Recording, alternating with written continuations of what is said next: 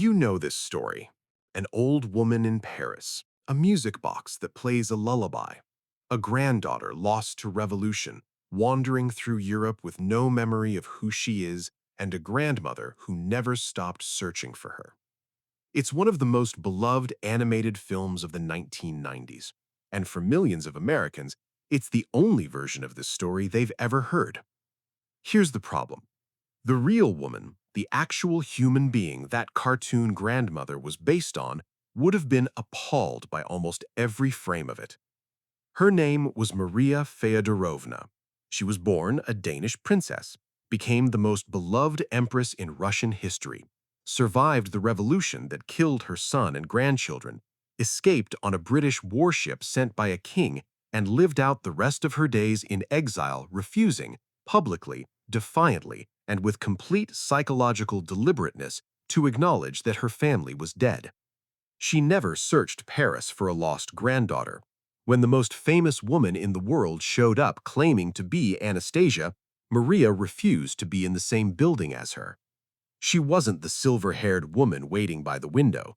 She was something much harder, much stranger, and far more interesting than that.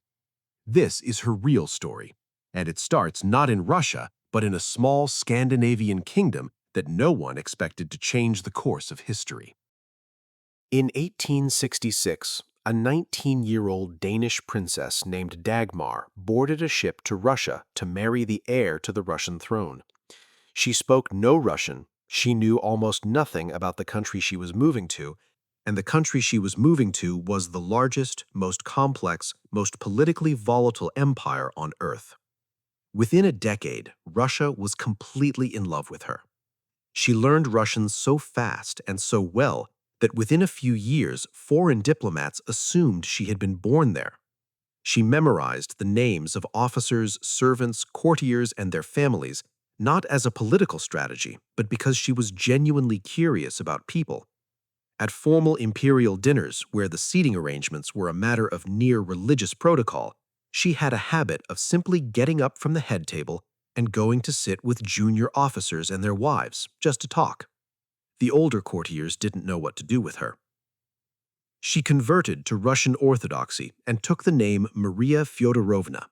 She immersed herself in Russian culture with an enthusiasm that wasn't performance, it was real interest. She became one of the most important patrons of Russian art and design of her era.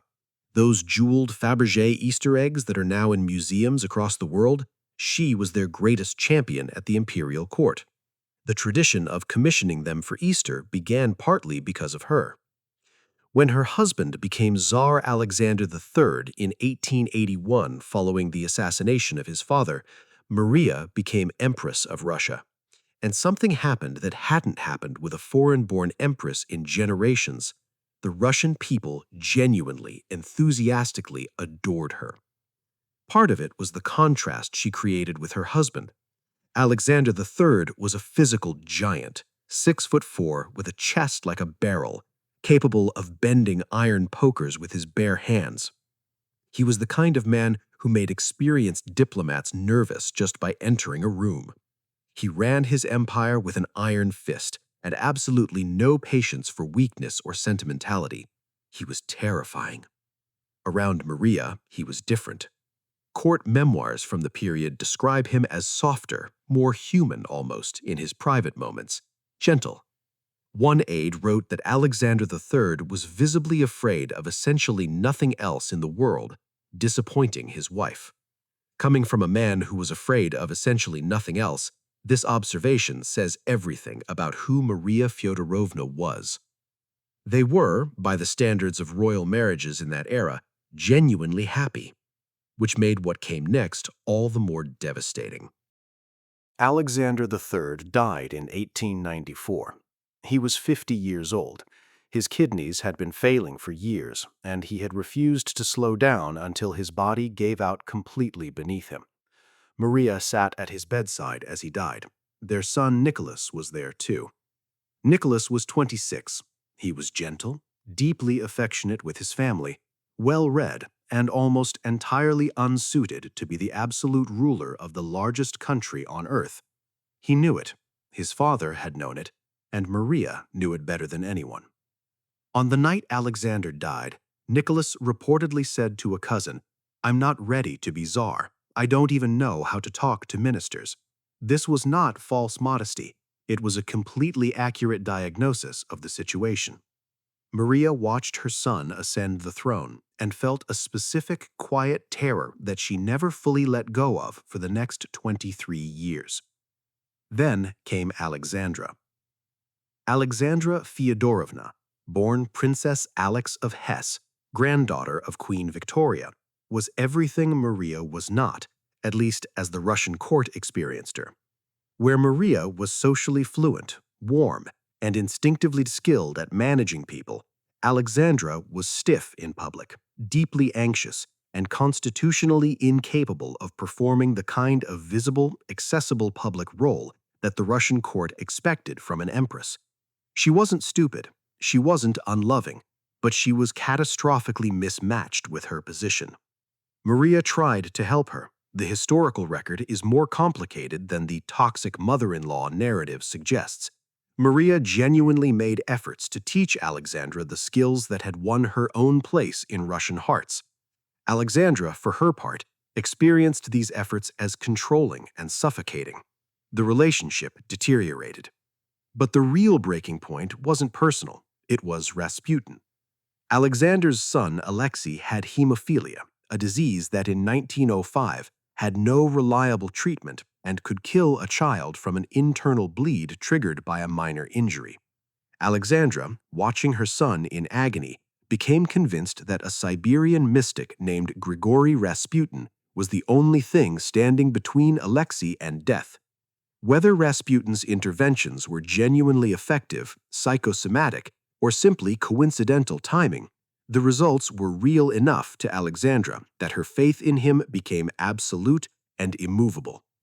Maria told Nicholas directly, more than once, that Rasputin was a dangerous fraud who was destroying the family's credibility with the Russian people and the court. Nicholas listened. Nicholas nodded. Nicholas did nothing. Maria eventually stopped trying. She withdrew to her palace in Kiev, watching from a distance as the credibility of the institution she had spent 30 years building was systematically dismantled. In March 1917, Tsar Nicholas II abdicated. 300 years of Romanov rule ended in a telegram from a train car. Maria was in Kiev when she heard.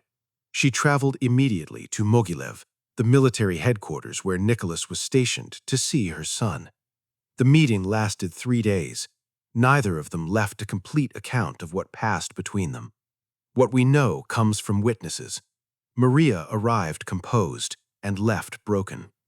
People who saw her board the return train described her as physically diminished, as though something structural inside her had given way. It was the last time she ever saw Nicholas. She made her way to Crimea, to the imperial estate at Todor on the Black Sea coast, where several members of the extended Romanov family had gathered. And then the Bolsheviks seized power, and the walls began to close. For over a year, Maria and the other Romanovs at the Crimean estates lived in a state of suspended dread that is almost impossible to describe. They were not immediately imprisoned in cells. They were confined to their properties, their movements restricted, their servants monitored. The local Bolshevik authorities making no secret of the fact that they were deciding what to do with a compound full of Romanovs. Men were periodically arrested. Some were taken away and didn't come back. Each morning brought the possibility that today would be the day someone made a final decision. Maria kept a diary throughout this period. The entries are remarkable documents, controlled, precise, sometimes almost eerily calm. She wrote about the weather. She noted what she ate. And then, between these observations, sentences like, "I try not to let myself think about what may be happening to Nikki." In the summer of 1918, word reached Crimea.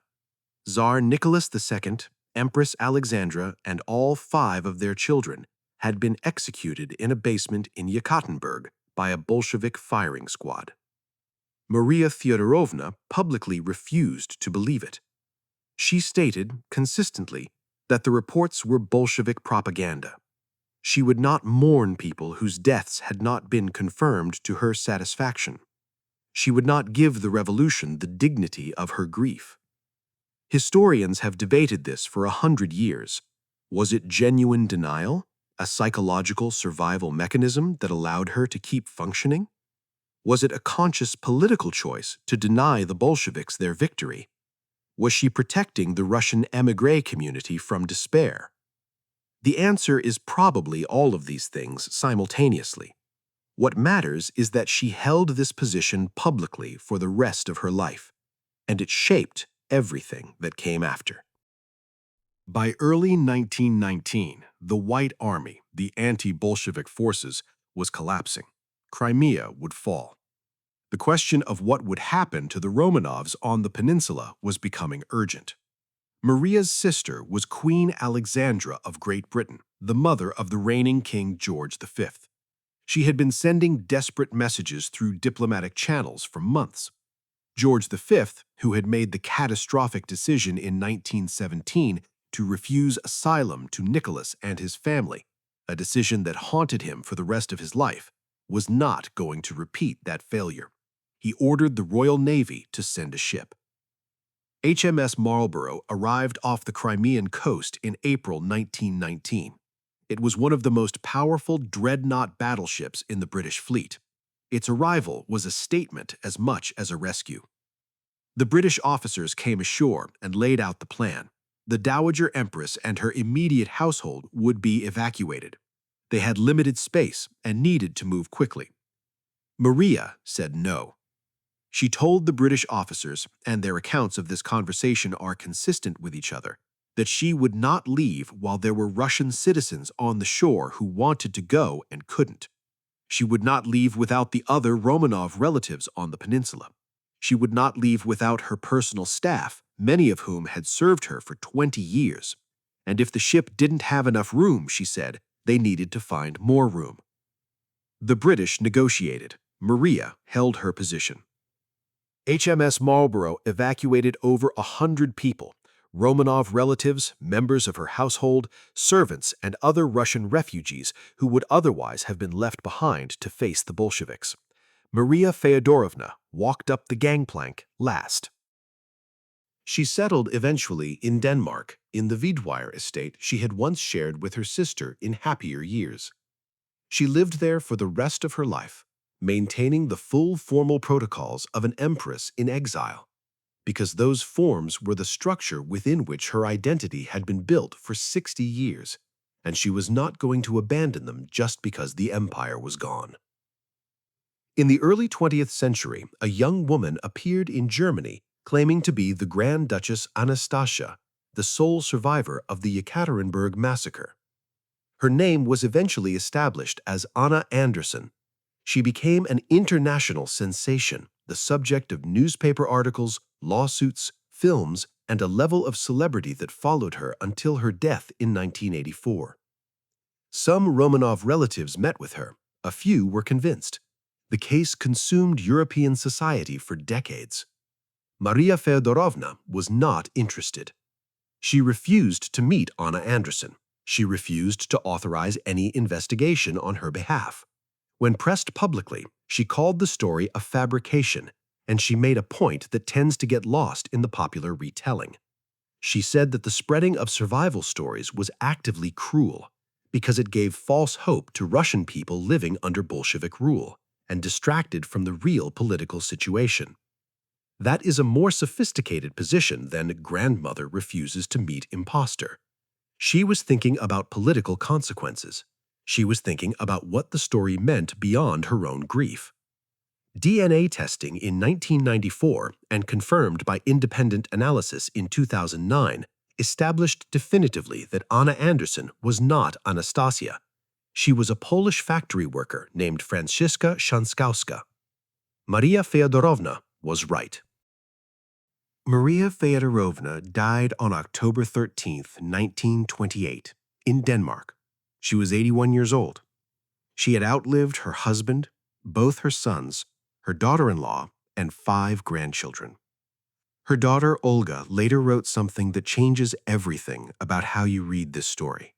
She wrote that in private, in the last years of her life, her mother had known. She knew Nicholas was dead. She knew the children were dead. The public refusal to accept it was not, Olga believed, a delusion.